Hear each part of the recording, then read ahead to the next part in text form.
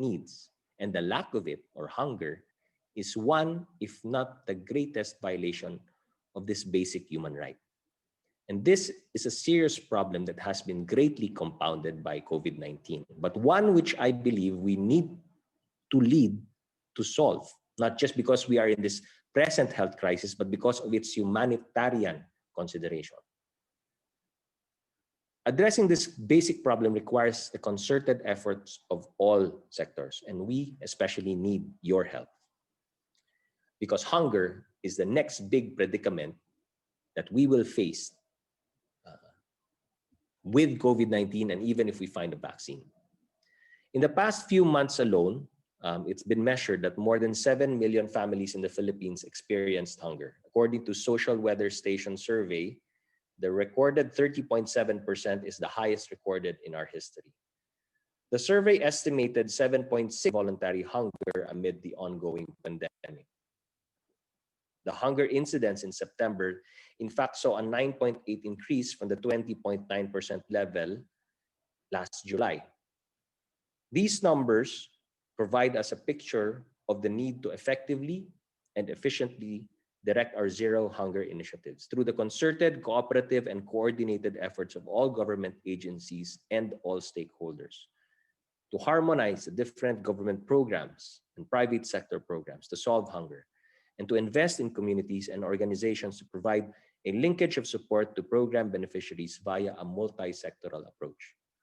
So this interagency task force on zero hunger, established by Executive Order number 101, signed last January 10 of 2020, which I was assigned to chair, is mandated really to ensure that government policies, initiatives, and projects on attaining zero hunger are coordinated, responsive, and effective to ensure not only a whole-of-government approach, but a whole-of-nation approach in eradicating hunger. And part of our mandate is really to come up with a national food policy or an outline of our national priorities based on a comprehensive understanding of the hunger problem and its related issues, while providing a roadmap towards achieving zero hunger, taking into consideration all the existing laws, issuances, international laws, and treaty obligations. So last October 16, coinciding with the celebration of the World Food Day, this national food policy was launched. And it has 6 key result areas, which define the desired outcomes and success measures to ensure that all agencies of government are aligned with the goal to end hunger and malnutrition by year 2030.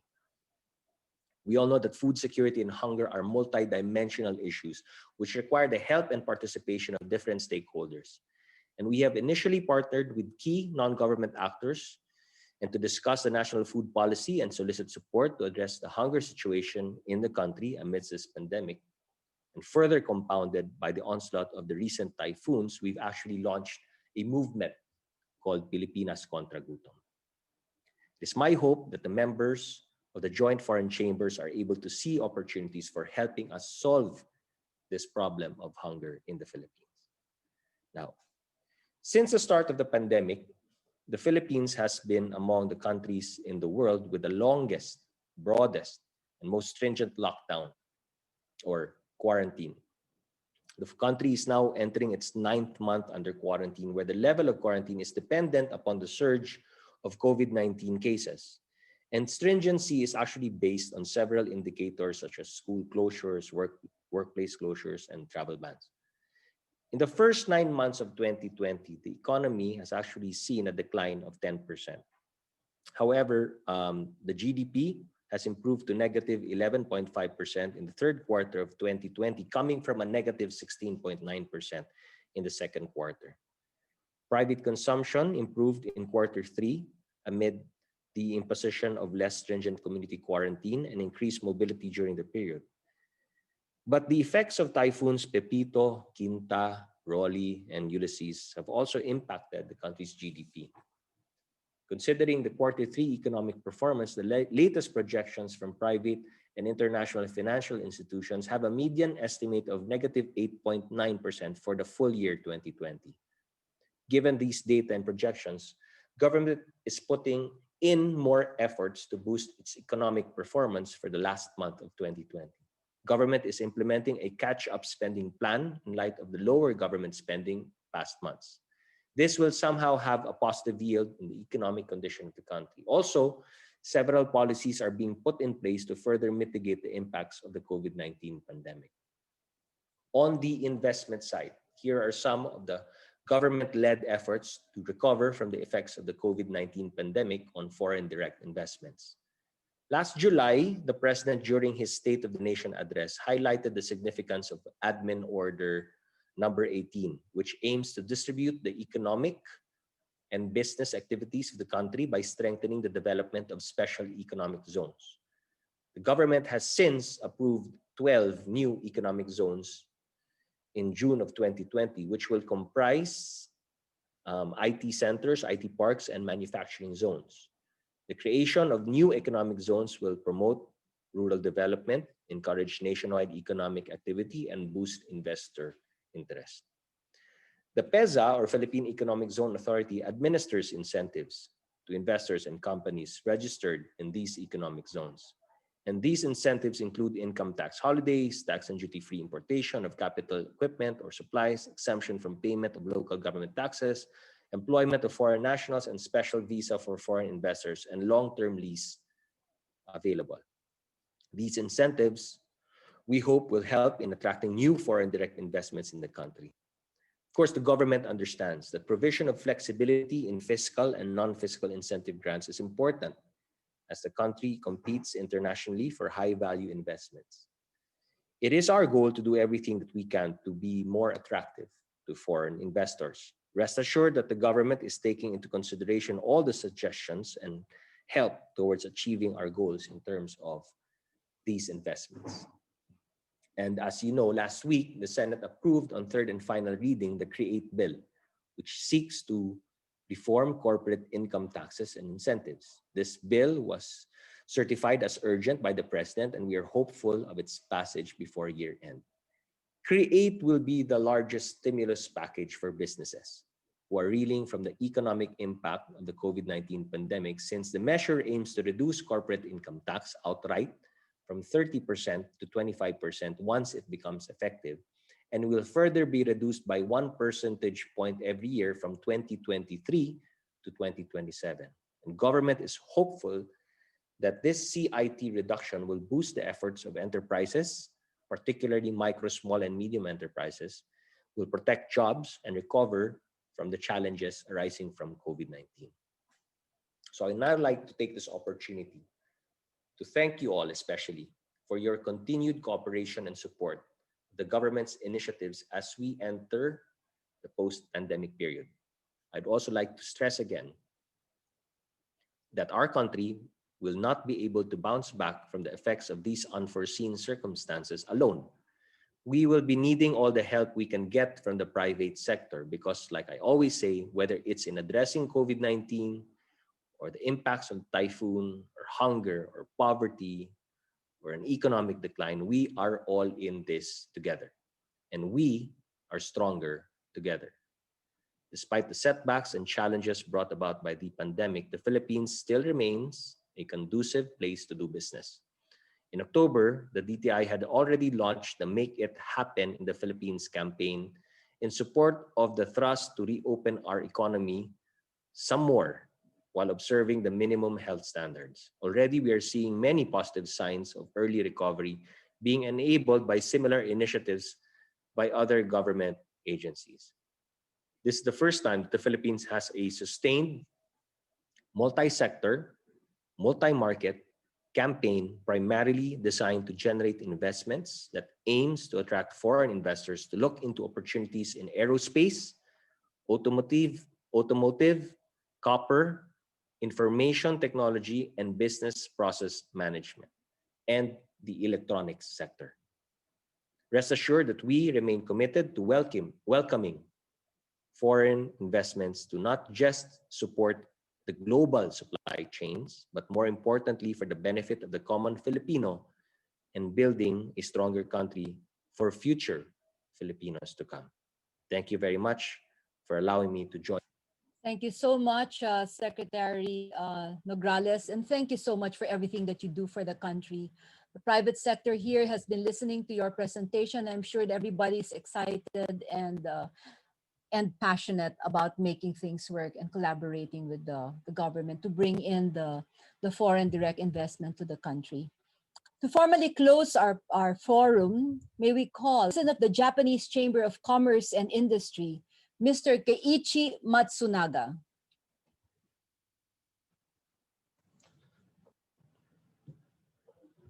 Manet-san, thank you very much for your introduction. Dear participants, after 3 days, 6 panels, 12 major speeches, a dozen breakout activities, we have come to the end of the biggest and possibly the best so far annual Arangkada Philippines Forum of the Joint Foreign Chambers. This has been the first time to host our most important event of the year online and outside the ballroom. I trust we succeeded. Some of you watched every day and some for less time, but I expect you learned something new every time you watched. Thank you for taking time to partner with Arangkada. We apologize we could not serve you fine food at the leading hotel.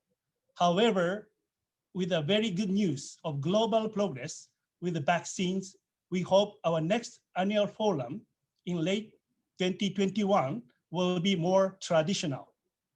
We thank everyone who was part of this amazing forum, our generous corporate sponsors, our table sponsors, our media and special sponsors. We thank our excellent speakers, extraordinary panelists, our moderators who were fantastic in managing valuable discussions. The breakout sessions also added immensely to the formal program. We especially thank the industry association leaders and experts who joined these events.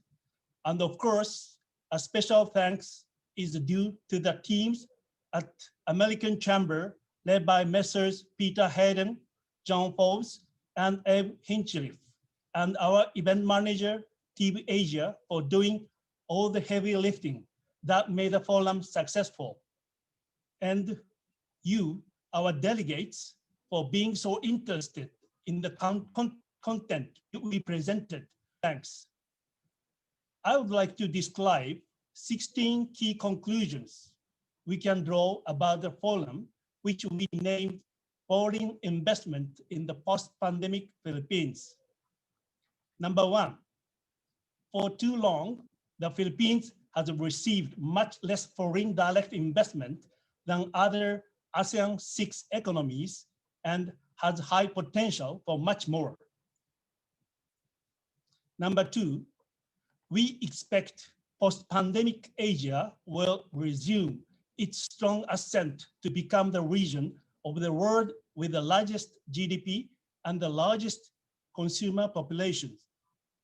Number 3, we are confident the Philippines, with its strong economic development potential, will rise with Asia in the decades ahead. Number 4, the Philippines has very favorable demographics for investment, including in agribusiness, business processing, creative industries, manufacturing, and tourism. Number 5, the country is failing to fully utilize its substantial and developed mineral resources. Number 6, the country is already part of the global manufacturing, food, and business processing supply chains and should accelerate program to attract more locators. Number 7, to compete on a level playing field with major ASEAN competitors after signing RCEP, the Philippines should join the Comprehensive and Progressive Agreement for Trans-Pacific Partnership, CPTPP, and finalize a bilateral Philippines-European agreement to further expand foreign market opportunities. Number 8, business processing has maintained its productivity despite great challenges during the pandemic and will remain a vibrant, expanding sector. Number 9, realization of the high potential of agriculture is long overdue. Number 10, tourism will bounce back and resume its ascent to 15 million visitors by 2030 and become a much larger sector in its contribution to the economy. Number 11, realization of the full potential of the digital economy is essential. Number 12, fiscal incentives must be attractive and stable for investor confidence. Number 13, investment in education and health are lagging sectors requiring much higher funding.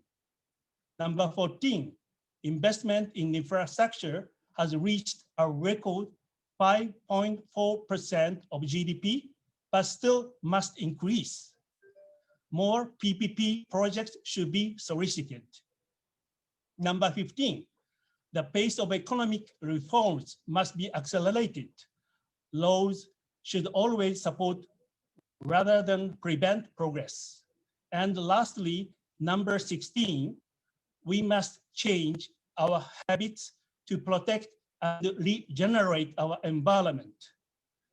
We, the 7 members of the Joint Foreign Chambers, count most of the major foreign investors in the country among our members. Many have operated here for a century, with many recent arrivals as well. All are impressed by the quality of local management and their workforces.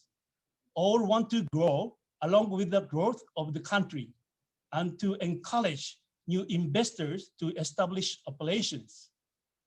When our widely acclaimed advocacy project, Arangkada, Philippines, in 2010, we set 10 billion US dollar in investment and 1 million jobs as a target to reach by 2020. These targets were achieved. As Arangkada, Philippines starts its second decade, the Joint Foreign Chambers is setting a new target for the next decade of 50 billion US dollar in foreign investment and 3 million new jobs. After all, the word Arangkada means to accelerate. We can achieve these targets, but only with support of our many partners in government and with the Philippine business groups. The potential for the Philippines is enormous and will be realized with the right policies for investment, including foreign investment. This is the future of Asia and the future of the Philippines. Let's make it happen. Maraming salamat po at magandang hapon sa inyong lahat. Thank you very much. Thank you so much, Mr. Keiichi Matsunaga, for giving us those 16 summaries, observations and things that we need to do. And also, we salute you and the JFCCs on the new target, $50 billion of FDI and 3 million new jobs that we will have for Filipinos within the next 10 years. So thank you so much. This concludes the 3-day virtual 9th Arangkada Philippines Forum. We would like to thank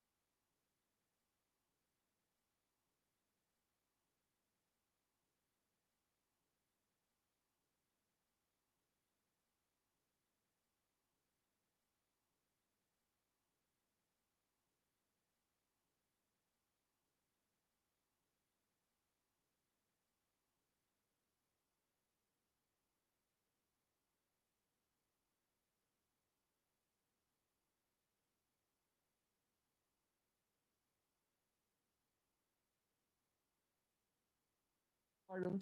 Thank you, John. We salute you, and we'll see you again, everyone, next year. Hopefully, this time in a live event. Thank you so much. Have a great rest of the day. This is Monette Hamlin, the President and CEO of Team Asia, signing off. Maraming salamat and see you again.